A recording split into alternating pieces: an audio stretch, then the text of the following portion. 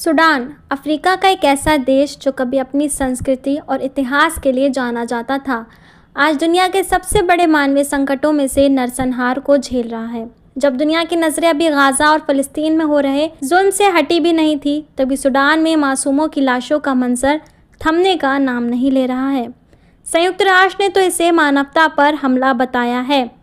तो आइए इस वीडियो में हम जानेंगे कैसे सत्ता और ताकत की भूख ने सूडान को नरसंहार में धकेल दिया। मैं सबीला सिद्दीकी और आप देख रहे हैं हकीकी न्यूज़, जहां होगी सच की बात हक के साथ।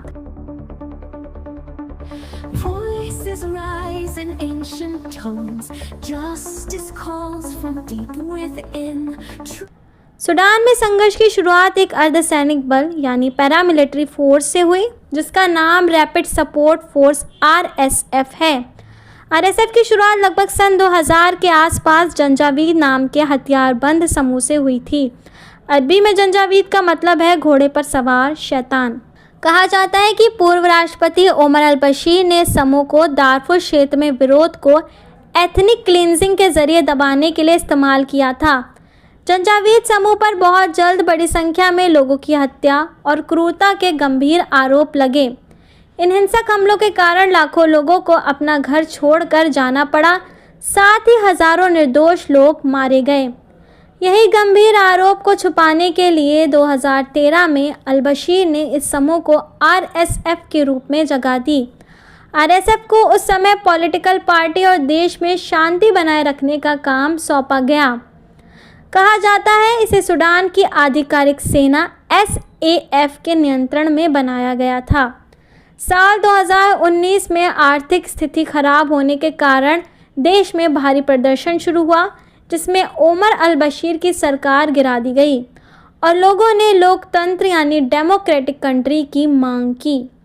जब लोगों ने लोकतंत्र देश की मांग की, तो जिसके परिणाम स्वरूप सेना और नागरिक नेताओं ने मिलकर एक संक्रमणकालीन सरकार यानी ट्रांजिशनल गवर्नमेंट बनाई।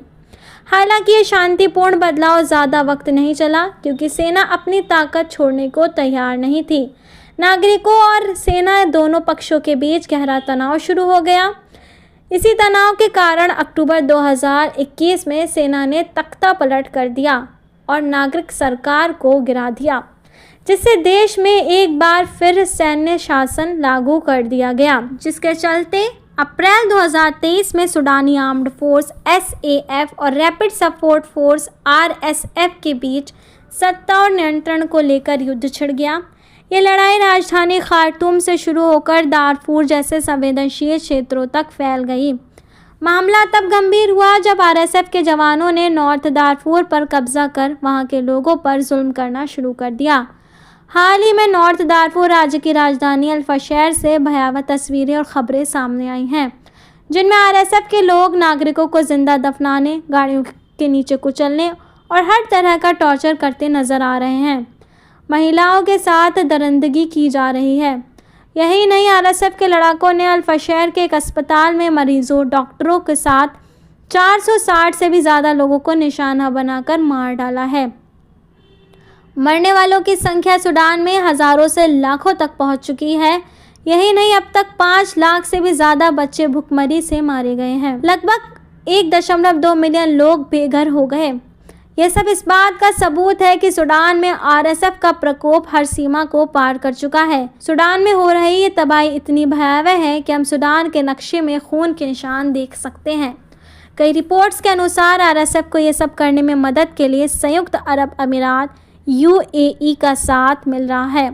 माना जाता है कि सूडान में मौजूद सोने की खदानों के कारण UAE और रशिया जैसे देश RSF की आर्थिक सहायता कर रहे हैं, जिससे साफ दिख रहा है इस बीच अपने फ़ायदों के लिए मासूमों की ज़िंदगियों को तबाह किया जा रहा है। इस नरसंहार को रोकने के लिए अंतर्राष्ट्रीय समुदाय को तत्काल और सख्त कदम उठाने होंगे, क्योंकि अगर इंसानियत इसी तरह हारती रही तो ये संकट केवल सूडान तक सीमित नहीं रहेगा। आज के लिए बस इतना ही। बाकी ऐसी तमाम खबरों को जानने के लिए हमारे साथ जुड़े रहिए। तब तक के लिए धन्यवाद।